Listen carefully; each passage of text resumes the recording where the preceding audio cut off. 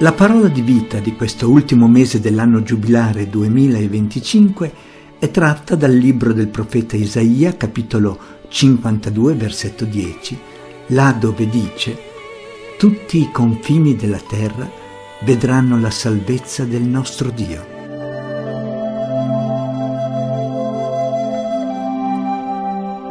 Condotto in esilio a Babilonia, il popolo di Israele ha perso tutto: la sua terra, il suo re, il tempio e dunque la possibilità di rendere culto al suo Dio, quello che in passato lo aveva fatto uscire dall'Egitto.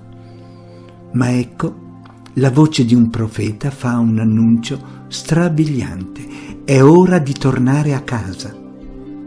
Ancora una volta Dio interverrà con potenza e ricondurrà gli israeliti oltre il deserto fino a Gerusalemme, e di tale evento prodigioso saranno testimoni tutti i popoli della terra. Infatti tutti i confini della terra vedranno la salvezza del nostro Dio.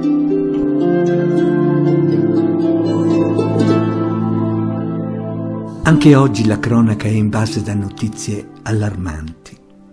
Persone che perdono lavoro, salute, sicurezza e dignità, giovani soprattutto che rischiano il futuro a causa della guerra, della povertà provocata dai cambiamenti climatici nei loro paesi, popoli senza più terra, pace, libertà. Uno scenario tragico di dimensioni planetarie che toglie il fiato e oscura l'orizzonte. Chi ci salverà dalla distruzione di quanto credevamo di possedere? La speranza sembra non avere ragioni. Eppure, l'annuncio del profeta è anche per noi. Tutti i confini della terra vedranno la salvezza del nostro Dio.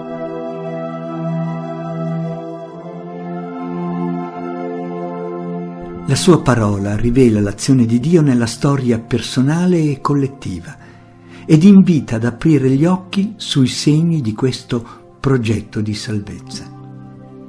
Essa infatti è già operante nella passione educativa di una insegnante, nell'onestà di un imprenditore, nella rettitudine di una amministratrice, nella fedeltà di due sposi, nell'abbraccio di un bambino, nella tenerezza di un infermiere, nella pazienza di una nonna, nel coraggio di uomini e donne che si oppongono pacificamente alla criminalità e nell'accoglienza di una comunità.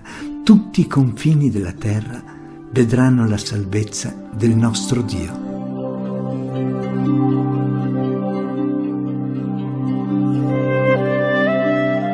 Si avvicina il Natale.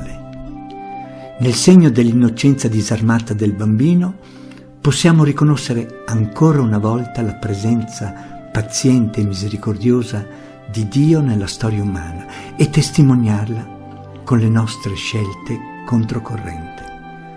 Scrive Chiara Lubich: ad un mondo come il nostro, nel quale viene teorizzata la lotta, la legge del più forte, del più astuto, del più spregiudicato, e dove a volte tutto sembra paralizzato dal materialismo e dall'egoismo, la risposta da dare è l'amore del prossimo.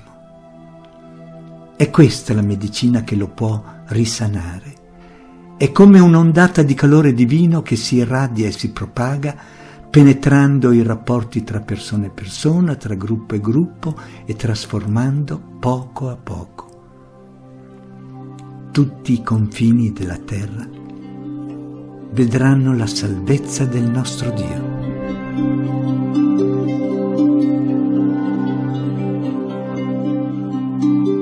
Come per il popolo di Israele, anche per noi è questo il momento di metterci in cammino, l'occasione propizia per fare un passo avanti con decisione verso quanti, giovani o anziani, poveri o migranti, disoccupati o senza tetto, malati o carcerati, aspettano un gesto di cura, di prossimità, testimonianza della presenza mite ma efficace dell'amore di Dio in mezzo a noi. Oggi I confini oltre i quali portare questo annuncio di speranza sono certamente quelli geografici, che tanto spesso diventano muri o dolorose linee di guerra, ma anche quelli culturali ed esistenziali. Inoltre un contributo efficace per superare aggressività, solitudine ed emarginazione può provenire dalle comunità digitali, spesso abitate da giovani. Come scrive il poeta congolese Henri Boukoulou: «Oh divina speranza, ecco che nel singhiozzo disperato del vento si tracciano le prime frasi del più bel poema d'amore. E domani è la speranza». Tutti i confini della terra vedranno la salvezza del nostro Dio.